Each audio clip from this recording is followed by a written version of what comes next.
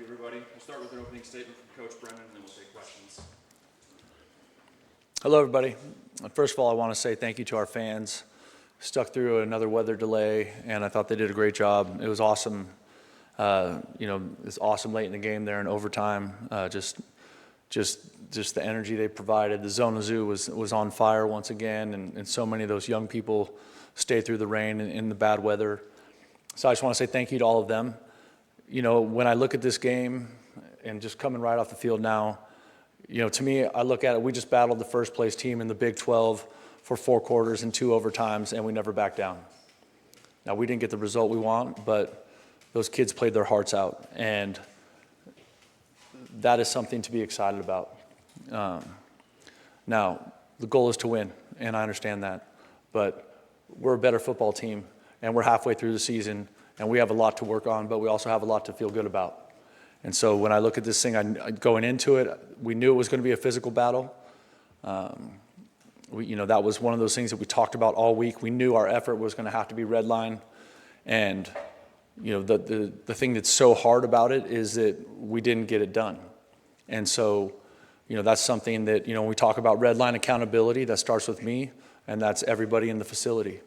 And so we'll go to work on fixing those things and get ready for the next one. But I thought there were moments there where Noah was playing great football, and we were making plays, and we found some run game. You know, people haven't run the ball on them like that. I thought that was a positive. And then also, I thought our defense played their tails off, you know, held them scoreless for 2 quarters. That hadn't happened in 30-plus quarters. So there's a lot of things to be excited about. Obviously, it's still pretty fresh and pretty raw. So, like, that's the hard part for me right now, standing up here in front of everybody. But I'm proud of this football team. I think we're making progress. I'm sick about the result tonight. But I believe in these players, I believe in these coaches, and I'm excited about what's coming the next couple weeks. Thank you, Coach. We'll start with Justin and then Michael. I mean, you kind of answered it, but just elaborate on just, you know, how do you weigh overcoming the 14-point deficit in the fight that you guys showed early on, and then just kind of how that game slipped away? Yeah, I mean, I think it's incredibly disappointing, right? We're down 14 points, we make some plays, we rally back, we come out of the weather delay and really dig in and get in what, you know, the interesting thing about the weather delays that happened, there was still 3 quarters left of football to play, so there was so much football left to play. And I thought our team did a great job of answering the call, in that moment. The hard part is that at the end of the game, we had a chance to end it offensively, and we had a chance to end it defensively, and neither side of the ball did. Michael and then Jason. If you count the overtime possessions, you guys had 1 touchdown and 5 trips into the red zone tonight. What do you think was going on in there, and what can you do to improve? I think it's a combination of BYU being a good football team, and I think it's also a combination of just us not executing on the level we need to when we get down the red zone. And obviously we had opportunities. We scored a touchdown in overtime, gets called back. You know, so those things we can't do. Those things you can't do if you're going to win big-time football games like tonight was. Jason and then Brian. A few decisions just in terms of not taking the points early in the game, the field goal, and going for it. Just what's going on there and just your mindset with that decision? I just felt like we were playing a good football team, and I felt like, you know, I liked how our defense was playing at the time. And so, you know, those things are a little bit, it's a combination of analytics and a combination of feel. And so you also saw us benefit from going for it on 4th down on multiple drives in this game. So, you know, that's the hard part about it. If you get it, everyone's like, yay. If you don't, everyone's like, what are you doing? Brian and Chris. In both of the halves, you had the ball with 20 seconds or something left.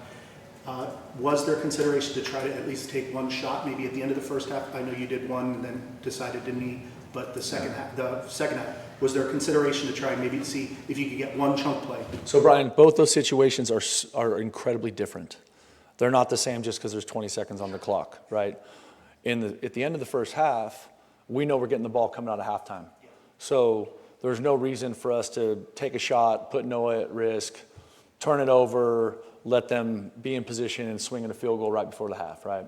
At the end of the game, same thing, knowing that, right, they're going to play crazy prevent, It's going to be really hard to complete a ball because they're going to drop 8 and they're going to have a flat top on the umbrella on the top of the coverage. And so that at that moment, I was like, let's go win it in overtime. Chris and then Justin. Kendrick Ricino had a really nice bounce back game, and Chris Hudson probably had his best game as an Arizona Wildcat. Can you just talk about what you saw from both those guys tonight and what they mean? Yeah, those are real positives. I think, obviously Ked has been sidelined a little bit with some injury stuff, but it was great to see him run the ball with the physicality and the playmaking that we think he's capable of. And then, Chris Hudson, it was great to see him get going, and I think he's also had some injury stuff that slowed him during training camp and throughout this season. But tonight is the night where I'm like, oh, there he is. That's the playmaker that we know you to be. And I expect more from Chris Hudson going forward. Justin and then Michael. The play to end the game, what did you see there? Why do you think it wasn't executed properly? The last play of the game? Yeah. We just didn't complete the ball, Michael. Every team is different, every situation is different, but you could argue that Penn State has kind of let one loss become 2 losses, become 3 losses. How do you prevent this difficult loss from becoming another one or a losing streak? I can't speak to their situation. That's not even a fair comparison in my mind. My concern is Arizona football, right? And to me, it's getting back to work. It's getting back to red line. It's getting back to the things that got us off to a 4-1 start. It's what gave us a chance to beat the number 18 team in the country tonight. I know we didn't do it, but we're right there knocking on the door. You know what I mean? And so, as disheartening as tonight was, to me, there's a lot of positives in that game. And we need to be excited about that too. I want us to be pissed off about how that thing ended. We should be. But we should be excited about also the fact that we stood toe-to-toe with one of the most physical teams in our conference and slugged it out into double overtime. We'll finish up with Justin. So Dalton Johnson had the big tackle there, which kind of sparked you guys there in that second quarter. Then also had the interception. What do you make of what he showed tonight? Dalton Johnson is a leader. He's a great player. He's an awesome human being. And he's a diehard Wildcat. He's been here through all of it, right? He's been here, this is year 6, I think. And he's just one of those guys that continues to show up every day, continues to lead, continues to be a positive voice for the football team, continues to make plays on game day. I can't say enough positive things about Dalton. Just an awesome player, awesome human being. And I think, the great thing about who he is, he's going to be upset about how this thing ended too. And he's going to push the team to go to work and get to fixing it. And that's what we need. Because I can yell and scream all day, but we need the guys in that locker room to say, we're not letting that happen again, and go to work on fixing it. Thank you, everybody. Bear down.